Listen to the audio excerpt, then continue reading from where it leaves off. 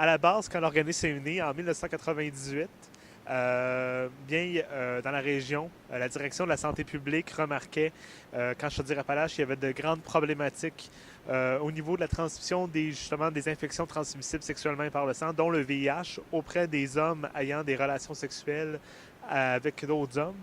Puis, ils voulaient faire de la prévention à plus grande échelle dans les écoles de Chaudière-Appalaches.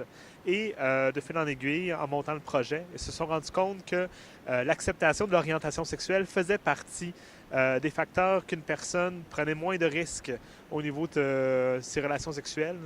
Donc, ils se sont dit, ben, pourquoi pas faire justement la sensibilisation en faisant la démystification de l'homosexualité et de la bisexualité. Puis, avec cet effet-là aussi de sensibiliser les jeunes au VIH et justement au IST. Donc, c'est quelque chose qui est resté de notre côté depuis 1998.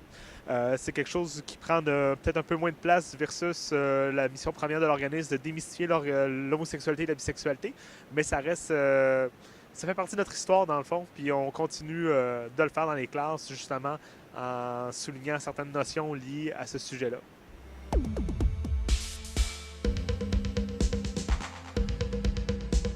Du côté de la direction de la santé publique, je pense que c'est quelque chose qu'ils ont pu effectivement remarquer que ça a été bénéfique d'en parler, notamment que dans les écoles, c'était pas quelque chose qui était nécessairement obligatoire pour les professeurs d'en parler. Donc, nous autres, d'arriver là, de pouvoir en parler juste en glisser un mot, c'est quelque chose qui peut, je pense, vraiment faire la différence.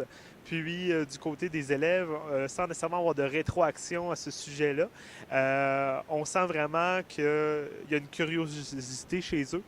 Après ça, s'ils veulent avoir plus d'informations, ben, ils vont se sentir peut-être interpellés justement pour aller le chercher auprès soit de l'infirmière de l'école ou d'autres ressources de confiance. Donc, certains professeurs même nous disaient que c'était vraiment le bienvenu qu'on aborde ces questions-là.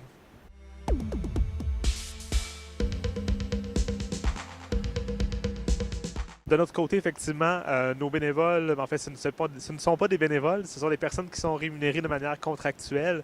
Donc, ils reçoivent un petit montant pour chaque intervention qu'ils font, en plus d'une contribution pour le dîner, mais aussi le déplacement, étant donné que Chaudière-Appalaches, c'est beaucoup de territoire à couvrir. Et justement, je pense que c'est quelque chose qui est apprécié parce que, étant donné que, par exemple, on peut penser à Montréal ou Québec, qui sont des territoires très concentrés où la population se retrouve à peu près dans la même ville et les moyens de transport aussi sont plus variés. C'est plus facile d'aller rejoindre les jeunes directement. Nous autres, on peut faire jusqu'à, par exemple, 2 heures de route. Donc, d'avoir une certaine rémunération, ça amène les intervenants à rester aussi longtemps. Donc, c'est pour ça aussi qu'on n'a pas nécessairement besoin d'un grand nombre d'intervenants. On en a peut-être une douzaine à chaque année. Et dans le fond, ces 12 personnes-là, ben, ils sont aussi très assidus, étant donné aussi qu'il y a une rémunération au bout du compte. Donc, souvent, c'est des étudiants qui peuvent se permettre justement, à part des études, de faire un peu d'intervention avec nous, ou des personnes qui sont sur le milieu du travail, qui ont des disponibilités, qui voudraient faire la différence. Puis, dans le fond, cette contribution financière-là, ben, c'est un petit plus. C'est tellement un travail qui est important, je trouve que leur donner justement cette petite contribution financière-là, ben, c'est une forme aussi de remerciement. Puis c'est une décision qu'on a prise au Gris Chaudière-Appalaches depuis sa fondation de rémunérer ces intervenants-là. Puis sans faire un jeu de mots, ben, c'est payant pour nous.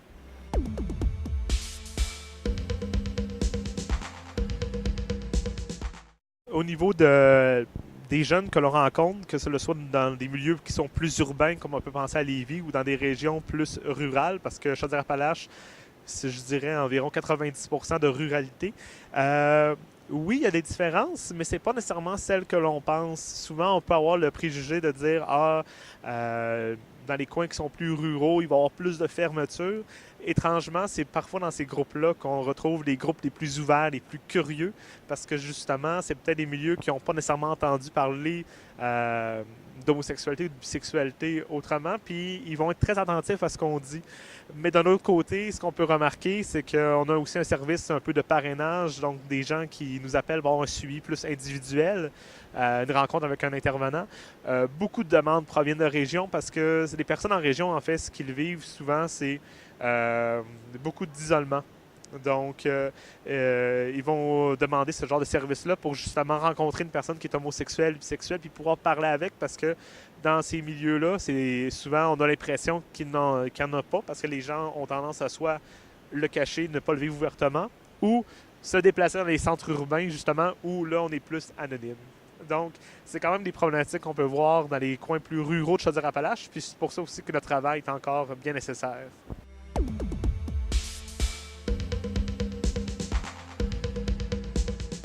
Tout d'abord, merci au Gris Wallonie de se déplacer jusqu'ici dans Chaudière-Appalaches. Et aux bénévoles, ben, je dirais continuez votre travail. C'est quelque chose de vraiment essentiel. Ce qu'on fait nous-mêmes au Gris et ce que vous faites dans les classes, ça fait vraiment la différence dans la vie des gens. Et ça, j'ai pu le voir à travers mes propres interventions que je fais depuis presque 7-8 ans déjà. Donc, continuez comme ça. C'est même qu'on peut changer le monde petit peu par petit peu.